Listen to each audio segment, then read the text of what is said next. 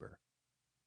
Given his preoccupation with animal nature, it is perhaps fitting that it was an encounter with a horse that caused Nietzsche to suffer a final mental breakdown from which he never recovered. On January 3, 1889, Nietzsche was walking through the Piazza Carlo Alberto in Turin when he saw a coachman whipping his horse. Overcome, Nietzsche burst into tears, threw his arms around the animal's neck, and collapsed in the street.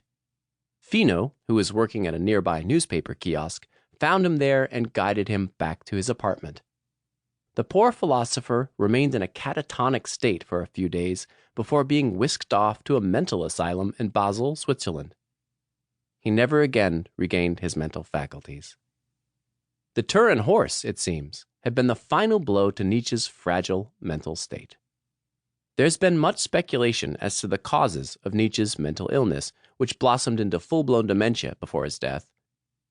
It could have been a chronic syphilitic infection, which can eat away at the brain, or a vascular disease, CADASIL, that causes diverse neurological symptoms as brain tissue slowly atrophies and dies. Whatever the medical cause, there's no doubt that Nietzsche's psychiatric problems were compounded by his intellectual genius, which spurred him to seek meaning, beauty, and truth in his suffering at the expense of his sanity. Was Nietzsche too smart for his own good? If we look at intelligence from an evolutionary perspective, there's every reason to believe that complex thought, in all its forms throughout the animal kingdom, is often a liability. If there's one lesson we can learn from the tortured life of Friedrich Wilhelm Nietzsche, it's that thinking too hard about things isn't necessarily doing anyone any favors. What if Nietzsche had been a simpler animal, incapable of thinking so deeply about the nature of existence, like the Turin horse, or one of those cows he pitied/envied so much? Or even a narwhal, one of my favorite marine mammals. The absurdity of a narwhal experiencing an existential crisis is the key to understanding everything that is wrong about human thinking and everything that is right about animal thinking. For narwhals to suffer a Nietzsche-like psychotic break, they would need to have a sophisticated level of awareness of their own existence. They'd need to know that they were mortal, destined to die one day in the not-so-distant future. But the evidence that narwhals, or any other animals other than humans, have the intellectual muscle to conceptualize their own mortality is, as we'll hear later, thin on the ground. And that, it turns out, is a good thing. What is intelligence? There's a puzzling gulf between the way humans understand and experience the world and the way all other animals do.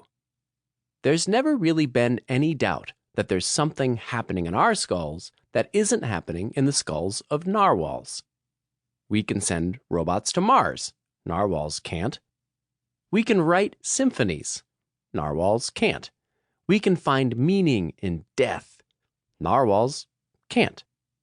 Whatever our brains are doing that results in these miracles is clearly a result of that thing we call intelligence.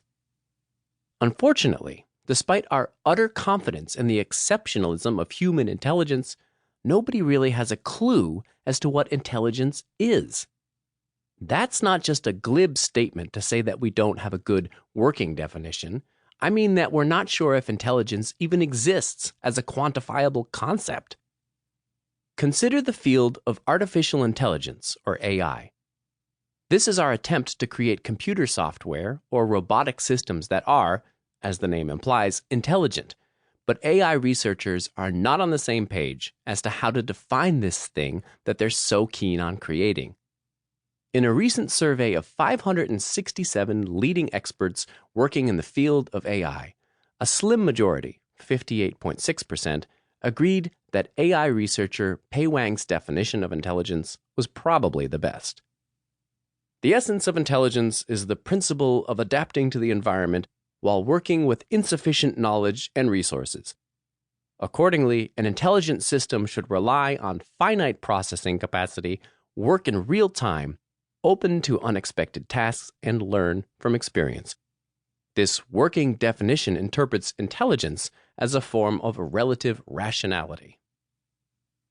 In other words, 41.4% of AI scientists don't think this is what